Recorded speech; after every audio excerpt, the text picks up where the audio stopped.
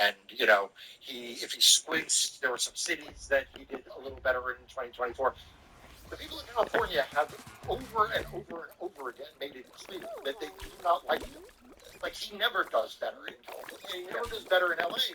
And I think the redistricting initiative, which was, after all, not just Gavin Newsom enacting a map counteracting what Donald Trump wanted, but it was done through the voters of California, overwhelmingly. So I think part of it is just ego. But the second part is he is going after California for the same reason that Willie Sutton robbed banks.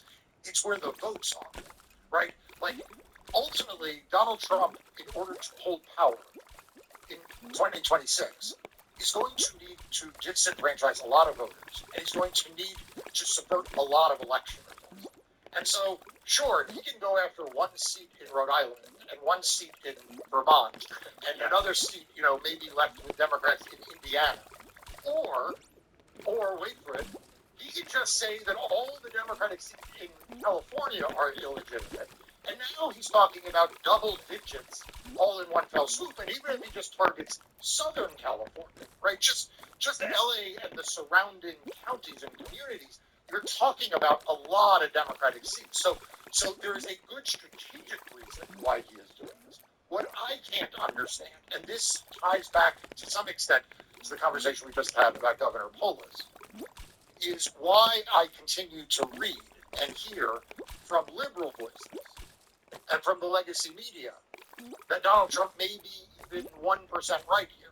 Yeah. I mean, the New York Times published an editorial, basically saying, California does take too long and it does undermine confidence in elections. And first of all, so much of what they wrote was just factually inaccurate. I mean, they should be ashamed of themselves. They should correct parts of that editorial. But beyond that, they are to stop the steal conspiracy theories, right? That Peter Peters spread, that Donald Trump spread in 2020, and which he is getting ready to spread again in 2026. So all of us, whether we live in California or not, if we care about free and fair elections, we have to care about what's happening right there, because we're not at the end of this. This doesn't end with Spencer Pratt. This begins with Spencer Pratt. This doesn't end with Steve Hilton. This begins with Steve Hilton. We are going to see these allegations get more fanciful and more aggressive and more dangerous as the days and the weeks move on. And then as we head towards November, I expect that we are going to see a full court press from this administration, starting with the president, but involving the U.S. Attorney in California, the Department of Justice and Todd Blanche, as well as other federal agencies, maybe ICE, maybe the FBI, who knows, all converging on California, and they are laying the predicate for it now. And I ask people in the legacy media, can't you just be responsible this one time? Yeah. Can't you not both sides this when there is no evidence that California is doing anything other than being very, very careful in administering an election in a very large state with a lot of people, a lot of jurisdictions, a lot of languages, right? I mean, people don't realize how many languages these ballots are printed in, and trying to respect the rights of voters. So it's don't you speak American? It's one of the reasons why I cover this on Democracy Dog. It's one of the reasons. And I think you're exactly right. I just want to reiterate that last point that you made about saying that Donald Trump is even 1% right, or that the fact that California takes a long time to count its ballots accurately, and that somehow undermines trust in the elections. That what undermines trust in the elections is people who undermine trust in the elections. If you can't point to any evidence of widespread fraud, which they can't, then what they're doing in effect is just conjuring it out of thin air, out of whole cloth. And that's actually what undermines trust in the elections. And so when you confer goodwill to Donald Trump, who is acting in bad faith and spreading disingenuous talking points, then in fact you are helping him do the thing that you claim to want to prevent, which is undermining trust in the elections. With that said, you have been an absolute champion on covering all of this for Democracy Docket. Again, I'm going to put the link to Democracy Docket right here on the screen and also in the post description of this video. Clearly, as everybody just heard from listening to Mark speak, this is the kind of voice that we need to amplify, especially as these conspiracy theories and bouts of mis and disinformation continue to sprout up. So take a moment right now, click the link on the screen, click a link in the post description, subscribe to Democracy Docket, and help elevate Mark's voice in this ecosystem. I'm also going to put the link to subscribe to this channel so you don't miss episodes of Democracy Watch as well. I'm Brian Teller Cohen. I'm Mark Elias. This is Democracy Watch. Literally right now on Cardbase website, our 4-stick bundle deal is 56% off. It ships free. It comes with free gifts. It's the same amazing deodorant, just a massively different value. So if you're already on the fence,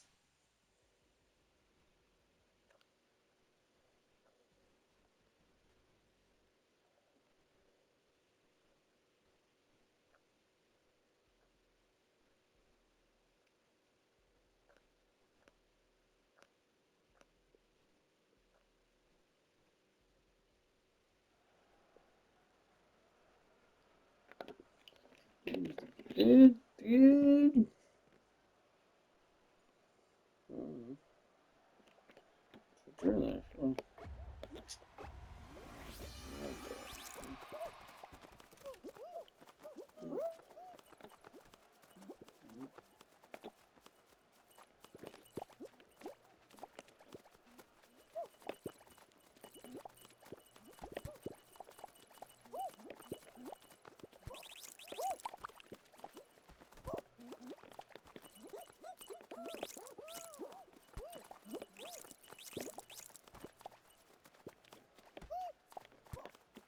So look at y'all fucking focused on shit that ain't good and nothing.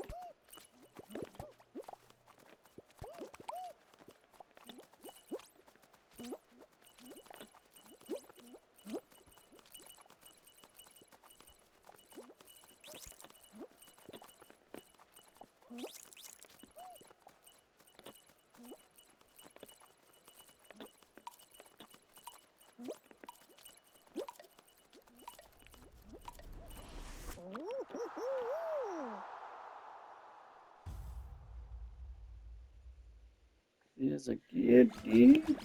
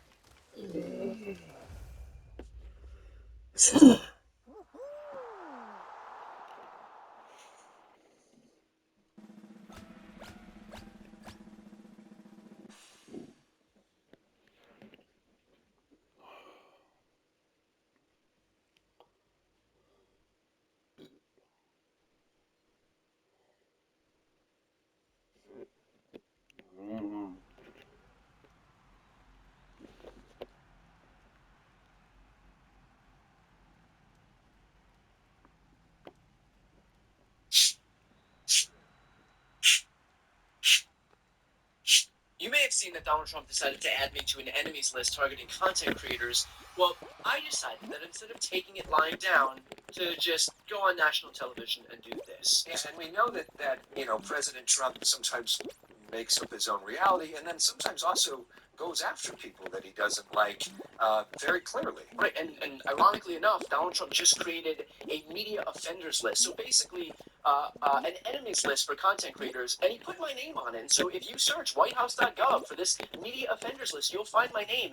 And I just think, for a guy who presented himself as this free speech champion, this crusader against censorship, for him now to go after YouTubers, podcast hosts, Bitch, you dead too, of weakness. motherfucker. Donald Trump is a fragile, small, petty little man. And the reality is that I wear his scorn as a badge of honor to be named alongside people like Jimmy Kimmel and Stephen Colbert. If Donald Trump is so eager to release lists now, he should probably start with the one that he's on 38,000 times. Okay, well, you're referencing the Epstein list, of course. A few things. First off, if Donald Trump wants to try and chill our free speech, to try and scare content creators, to try and strong-arm independent media into submission, then I will happily go on national television and remind the world that Donald Trump was listed 38,000 times in the Epstein files. And if he's so hell-bent on procuring lists, perhaps we start with the list of co-conspirators who helped Epstein commit his crimes. Now, I'm not saying that Trump was one of those people, but I do want to show you a video of Trump and Epstein for no reason in particular. Dude, that's all your shit. Dave! Yeah!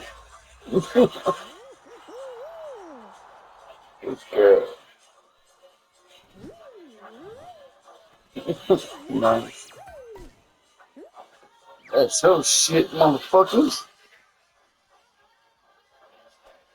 What the fuck is this? So, I'm just saying. So I'm getting down with Epstein here. Might not want to fuck around Shake with that lists. food It's out. not me. It is the guy who's currently hiding the one belonging to his best friend for 10 years.